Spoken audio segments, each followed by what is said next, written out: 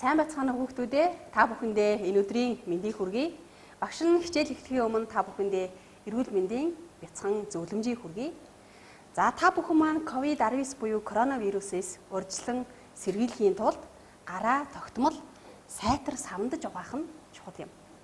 За мөн амин димээр баялаг хоол хүн сэнтэж, унтаж амарч байх нь бас таны дархлааг дэмжих болно. За мөн маска тогтмол зүүж хэвших. Шаардлагагүй тохиолдолд гадуур явахгүй байхыг багш нь сурагчдаа зөвлөж байна. Ингээд өнөөдрийн хичээлийг эхлүүлцгээе.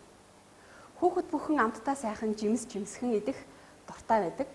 Тэгэхээр багш нь та бүхэндээ өнөөдөр чавга жимсний талаар бяцхан мэдээлэл бэлтгэж ирлээ. Дэлхий дээр маш олон төрлийн чавга жимс байдаг. За чавганы мод эхлээд бол ингэж цэцгэлдэг байна. За дараа нь модон дургож эхлэхдээ ингэж харагддаг байна. За чавганы мод бол ихэвчлэн 6 метрийн өндөртэй байдаг. Чавга жимс бол В амин дэм, ургамлын гаралтай, глюкоз, кали, магний зэрэг амин дэмүүдээр баялаг, за мөн хүний дархлааны систем хоол боловсруулах болон ясны үйл ажиллагааг сайжруулахад тустай ийм жимс байх нэ. За бид бүхэн өнөөдрийн хичээлээрээ чавганы яс гэсэн эхийг уншиж тэдгээрийн баатруудын үйл хөдлөл түүний учир шалтгааныг тайлбарлах юм аа. За багш нь энэхүү эхийг та бүхэндээ уншиж өгье. За сурагчд маань сурах чихээ 101-р хуудсыг нээгээд багшигаа эхийг унших хооронд мөн хамтдаа өөрсдийнхөө мэдэхгүй байгаа танил бус үгийг ажиглан баатруудын үйл хөдлөлийг анхаарч уншаарай. Чавганы яс. Өдийн хоолны дараа ээж нь хүүхдүүдтэй чавга өгөхөөр худалдан аваад тавглаж тавьсан юмсанжээ. Ваниаху чавга идэж үзээгүй байж. Амт нь ямар гоё бол гэхээс арааны шүлсэн насарна. Дэрэг дүүрэн нааш цааш хэд явлаа. Тэсэх аргагүй. Зочны өрөө эзгүй байх үеийг тааруулж байгаад нэг чавга шүүрэн авч амандаа хийв. Хоолны өмнө ээж нь чавгыг янзалж байснаа. Нэг дутуу байгааг ажиглжээ. Тэр тухайга аавд нь хэлсэн аж. Аав нь хоолны өмнө тэр ганц чавгыг хэн идсэн бэ? Гэхэд бүгдээрээ л үгүй гэцгээв. Ваниагийн нүүр нь чавга шиг улааж би ч гэсэн идээгүй гэв. Аав нь хүүхдүүддээ чавга идсэндээ гол нь биш.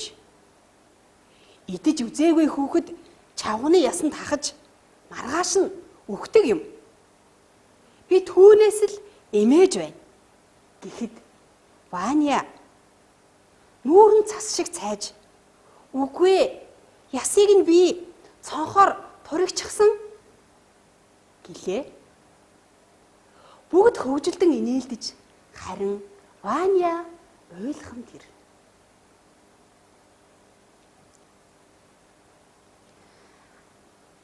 За багш нь эхийг дэлгэцэн дээр дахин харуулъя. Та бүхэн эхээ зөв, хурдан, ойлгож дахин давтан нэг удаа уншаарай.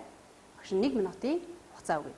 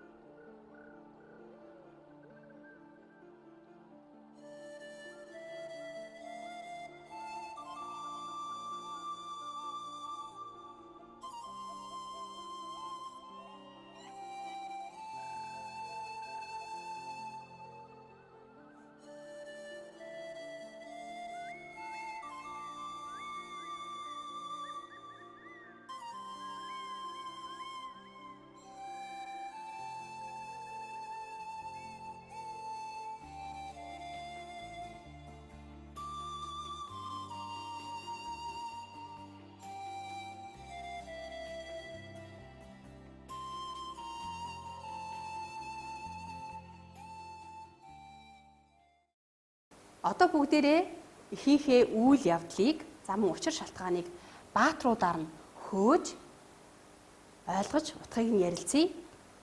За багш нь дэлгэцэнд хүснэгт харуулж байна. Та бүхэн баатруудын үйл хөдлөлийг дахин эргцүүлэн бодож сэргээн санаад багшийнхаа асуултанд хариулаарай.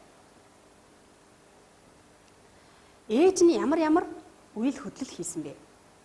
Шалтгаан нь юу байсан бэ? За ээж чавх худалдаж аваад тавглаж тавьсан. За мөн нэг дутуу байгааг ажиглаж аавд хэлсэн. Ямар шалтгаанаар чавх худалдаж авсан юм бол? Хүүхдүүддээ өгөх гэж худалдаж авсан.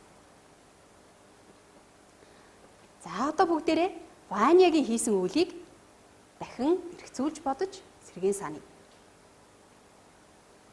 Ваня чавх идмээр санагдаж зөвшөөрөлгүй идсэн. Мөн Ваня би идээгүй гэж хэлсэн. Мөн үгүй ээ би ясыг нь цонхоор туригчсан гэж хэлсэн. Ваня уйлсан. За өгүүлбэр тус бүрийн ард багш нь учир шалтгааныг тодруулан бичсэн байгаа. Та бүхэн багшийнхаа бичсэнтэй өөрсдийнхөө үзэл бодлыг харьцуулаад ажиглаж хараарай. Яагаад идэж үзмээр санагдсан юм бол? Өмнө нь идэж үзээгүй учраас нөгөө чавга маань Ваняд маш сайхан амттай харагдсан баг. Тэгвэл яагаад Ваня идээгүй гэж удлаа хэлсэн юм бол? Буруу зүйл хийсэн учраас гэмжсэндээ аав ээжээсээ айгаад ингэж хэлсэн байх.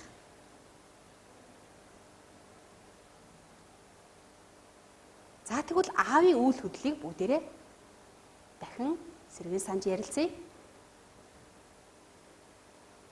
Аав нь хүүхдүүдээсээ хэн идсэн бэ гэж асуусан тийм ээ. За тэгвэл аав нь яагаад чавга идсэн хүн маргааш нь өгдөг юм гэж хүүхдүүдэд айлгсан юм бол та нар юу гэж бодож байна вэ? Үнэхээр тэгдэг юм болов уу? За хүүхдүүд маань амттай чавга идэж үзсэн болохоор энэ учрыг мэдэж байгаа бах тийм ээ. Аав нь яагаад ингэж хэлсэн юм бол? Тэгэхээр хүүхдүүдээ буруу зүйл хийсэн учраас ойлгуулахыг, ухааруулахыг хүссэн баг. За мөн буруу зүйл хийсэн хүний зүйлийг зөвшөөрлөг авсан хүүхдийг тэр дорн алдааг нь засах боломжийг олгосон байж бас болох юм тийм ээ. За тэгвэл хүүхдүүд ямар үйл хөдлөл хийсэн бэ? Учир шалтгаан нь юу байв? За эхлээд бол хүүхдүүд бүгдээрээ идээгүй гэж хэлсэн тийм ээ. Учир шалтгаан нь юу вэ гэхээр эхнийг эзнийг тэд бүгдээрээ мэдээгүй байсан. За бүгд хөвгөлдөж инээлцсэн. Яагаад инээлцсэн юм бод? За энэхүү эхийн төгсгөл дээр тэд бүгдээрээ хөвгөлдөж инээв, харин Ваня ойлгох нь тэр гэж их маань төгссөн байсан тийм ээ. За тэгвэл Ваня чавга идсэн тухайга санамсаргүй хэлчихсэн учраас гэр бүлийнх нь хөвгөлдөж инээлцсэн баг. Харин Ваня уйлсан байна. Одоо бүгдээрээ энэхүү эхийн үйл явдлыг асуултын дагуу ярилцаж дэвтэртээ хариулж бичье. Ванягийн хийсэн үйл зөв үү, буруу юу? Та нар юу гэж бодож байна вэ? За эргцүүлж бодоод асуултанд хариулж хичээрэй.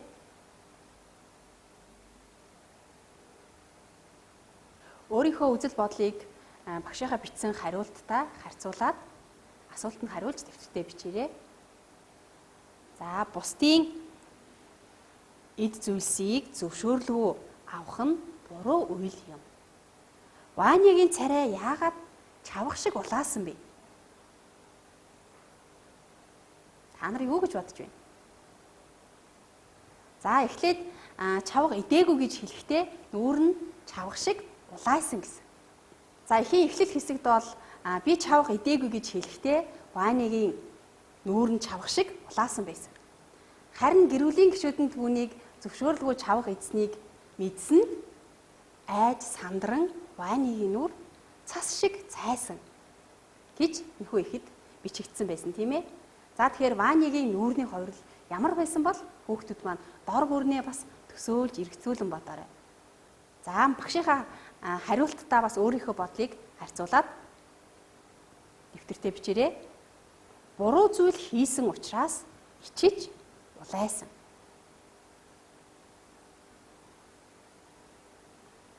Ваня гимшсэн үү?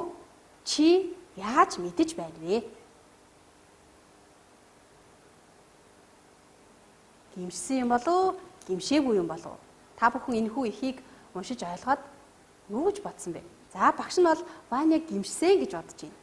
Учир нь юу вэ гэхээр эхлээд ичиж улайсан. Харин дараа нь буруу зүйл хийсэндээ айж цас шиг цайж сандарсан. Харин хамгийн төгсгөлд нь уйлсан. Тэгвэл хүүхэд бүр хүн бүр альва нэгэн зүйлийг буруу хийсэн бол өөрийнхөө алдаа тогтолцохыг гэмших нь хамгийн чухал. Харин тэрхүү алдаагаа дахиж давтахгүй залруулж сурах нь бас хамгийн чухал юм аа. Чавганы яс эхийн гол санааг илэрхийлсэн хэсгийг олж дугуйлъя. Зөв нь аль хувилбар вэ? За А хувилбар чавга худалдаж авсан тухай. Б хувилбар Ваня хүү айж уйлсан тухай. В хувилбар үнэнч шудраг байхыг зөвлөсөн тухай. Г хувилбар ээж аав нь хүүгээ өрөвдсөн тухай. Эдгээр хувилбарыг аль нь энэхүү эхийн гол санааг илэрхийлсэн бэ? Эргцүүлж бодоод зөв хувилбарыг дэвтэртээ дугуйлж бичиж тэмдэглэж аваарай. Эдгээр хувилбаруудаас аль хувилбар нь зөв бэ? Үнэнч шудраг байхыг сургамжилсан буюу В хувилбар нь зөв байх нэ. Дэвтэртээ зөв хариултыг дугуйлаад бичиж тэмдэглэж аваарай хүүхдүүдээ. Өнөөдрийн хичээлээр бид бүхэн чавганы яс гэсэн эхийн баатруудын үйл хөдлөл тэдгээрийн учир шалтгааныг тайлбарлан ярилцлаа. Өнөөдрийн хичээл буюу чавганы яс эхээс ямар сургамж авснаа эргцүүлэн бодоод биедан хөгжих цагаараа энэхүү асуултанд хариулж бичих юм аа. За чи хүний эмийг зөвшөөрлгүй авч байсан удаа бий юу? За тэгвэл чи энэ эхээс ямар сургамж авсан бэ? Эргцүүлэн бодоод асуултанд хариулж чирээ. Ингээд өнөөдрийнхээ хичээлд идэвхтэй оролцсон сурагчдаа баярлалаа. Дараагийн хичээлээрээ эргэн уулзъя. Баяртай хүүхдүүд.